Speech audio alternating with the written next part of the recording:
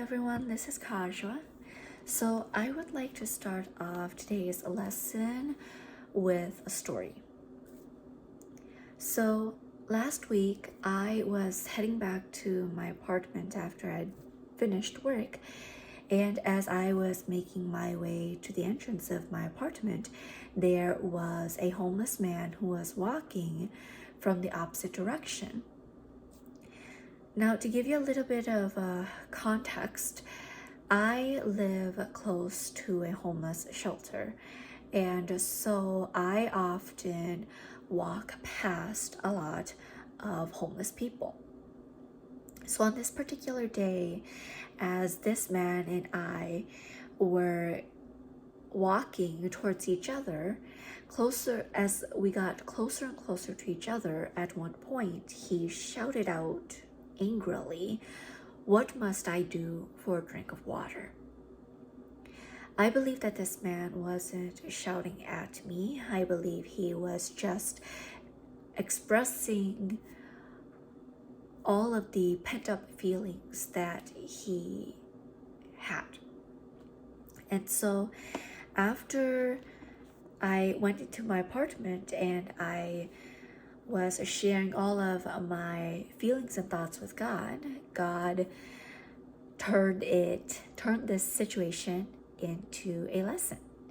And so he led me to Acts chapter 3 verses 1 to 9.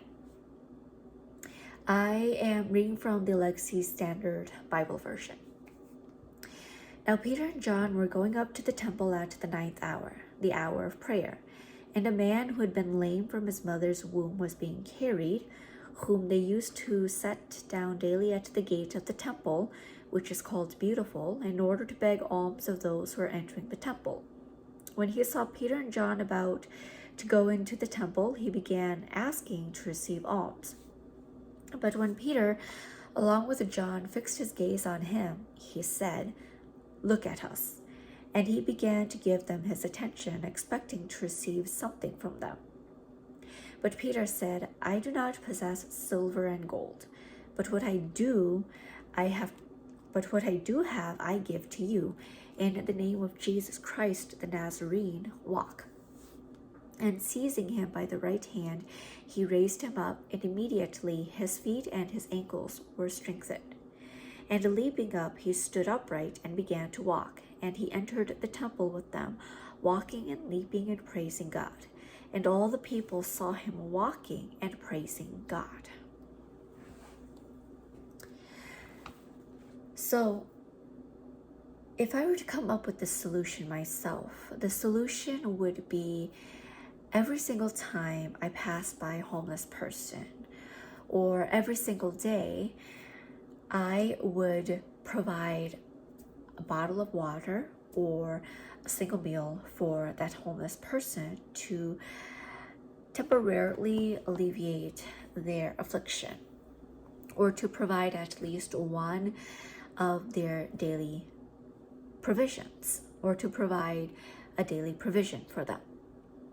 And if I were to do that, it would be very foolish of me, because I live next to or close to a homeless shelter.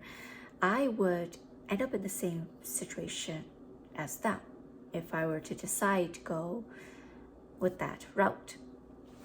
And so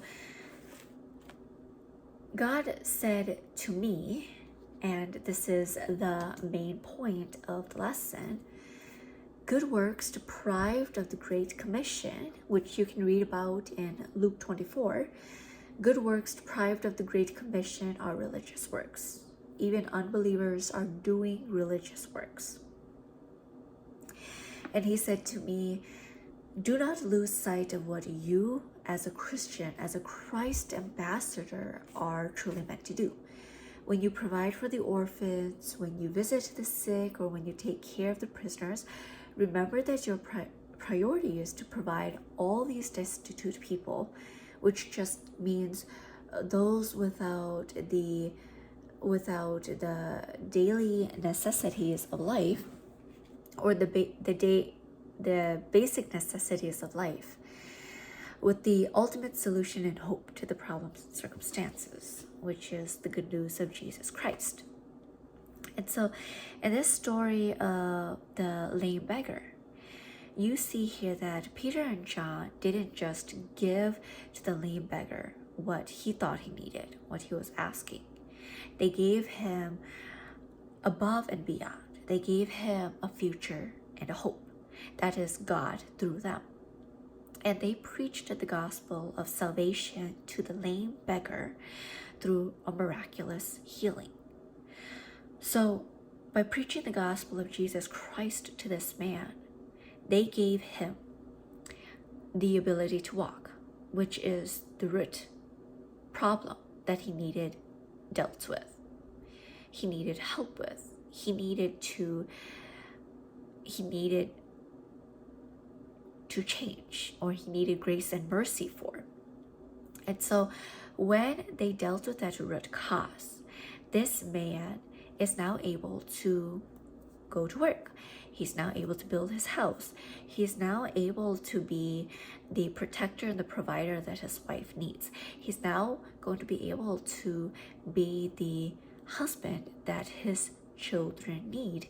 And he's also going to be able to contribute to his community, give back to his community, and his community be able to give back to him.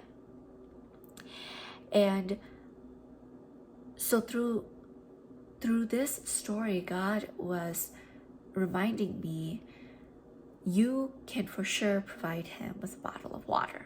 You can for sure provide him with a meal.